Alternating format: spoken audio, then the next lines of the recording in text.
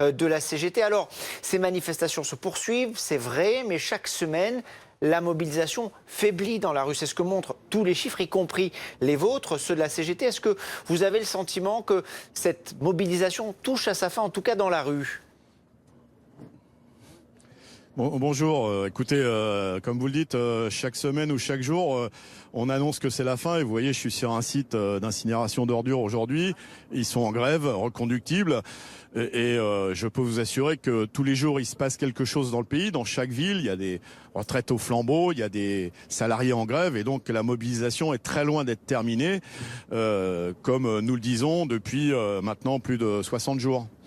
À quoi ça sert, selon vous, de rester mobilisé dans la rue alors que l'opposition s'organise d'une part à l'Assemblée nationale et que le texte est examiné en commission, qu'il sera dans l'hémicycle le 17 février prochain ? Mais ça sert uniquement à montrer qu'il y a une majorité de citoyens dans ce pays, une très large majorité qui rejette ce texte, comme une majorité d'organisations syndicales. Et donc, il y a besoin que ces débats parlementaires ne se fassent pas en vase clos, mais bien en lien avec les préoccupations de la population. Vous voyez, quand on parle de pénibilité, il faut venir dans une usine comme celle où je suis actuellement pour voir combien le travail est pénible, avec des horaires décalés, du travail de nuit, du travail de week-end.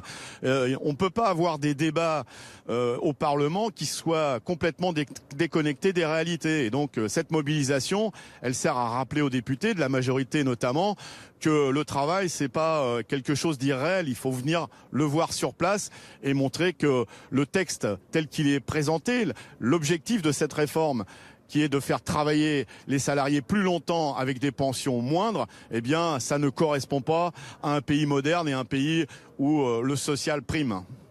Vous parliez des parlementaires. Je crois qu'Éric Coquerel de la France Insoumise devait vous accompagner ce matin. Je ne sais pas si c'est le cas ou pas, mais ce combat, vous avez le sentiment qu'il est toujours social ou qu'il est devenu politique ? Non, vous savez, les questions de retraite, comme les questions de santé, c'est des questions sociales.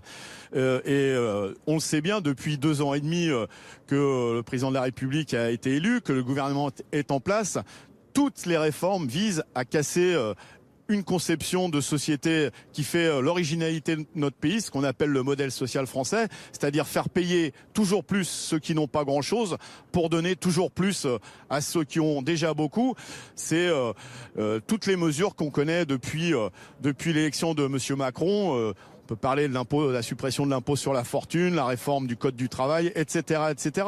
Et je crois qu'on a atteint le comble avec ce débat autour de l'augmentation des jours qu'on peut donner aux parents qui viennent de subir un deuil, c'est-à-dire la perte de leur enfant, ou à la réponse à cette demande d'augmentation du nombre de jours pour faire son deuil, on répond coût du travail, on répond priorité aux entreprises. Voilà, c'est ça qui symbolise le mieux la politique de ce gouvernement. Puisque vous parlez de la politique de ce gouvernement, j'aimerais vous faire réagir à une étude qui vient d'être publiée, étude de l'OFCE, c'est l'Observatoire français des conjonctures économiques, selon lequel les politiques mises en place par la majorité, par le président, favorisent avant tout les plus aisés. Oui, c'est cette étude d'un organisme qui n'est pas un organisme de la CGT conforte ce que je viens vous dire. C'est-à-dire que les mesures qui sont prises, que ce soit en matière de fiscalité, et encore qu'on pourrait discuter sur l'utilité de l'impôt, vont d'abord à ceux qui ont de l'argent, au détriment de ceux qui n'en ont pas. Quand on supprime les APL, par exemple, eh bien, qui est touché en premier ? C'est bien ceux qui ont des difficultés pour payer leur loyer. La réforme de l'assurance chômage, c'est bien sanctionner et pénaliser les chômeurs. Et les chômeurs sont bien ceux qui souffrent le plus dans la société. Donc les mesures qui sont prises par ce gouvernement pénalisent toujours les plus pauvres. Et cette étude de l'OFCE le confirme.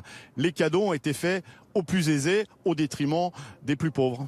Alors, le gouvernement renvoie évidemment à sa propre étude selon laquelle le niveau de vie des 10% de ménages les plus pauvres devrait progresser de 2,3% entre 2018 et 2020. Mais pour vous, Emmanuel Macron reste le président des riches ?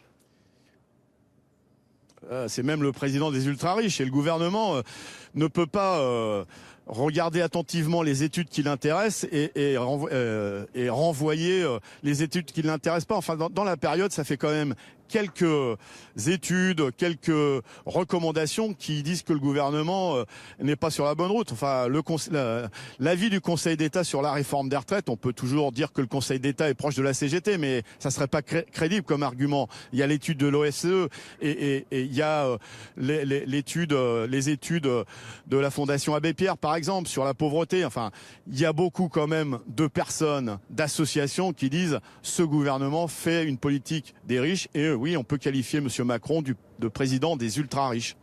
Philippe Martinez, une dernière petite question. La suite de votre mobilisation, qu'est-ce qui va se passer? Elle se décide quand? Écoutez, la CGT, elle est déterminée à poursuivre l'action sous différentes formes telles que nous la connaissons jusqu'au retrait. Et vous savez que nous demandons des vraies négociations pour améliorer le système actuel et nous avons des propositions. Donc il y a une rencontre intersyndicale ce soir et vous en saurez plus à l'issue de cette réunion. Merci Philippe.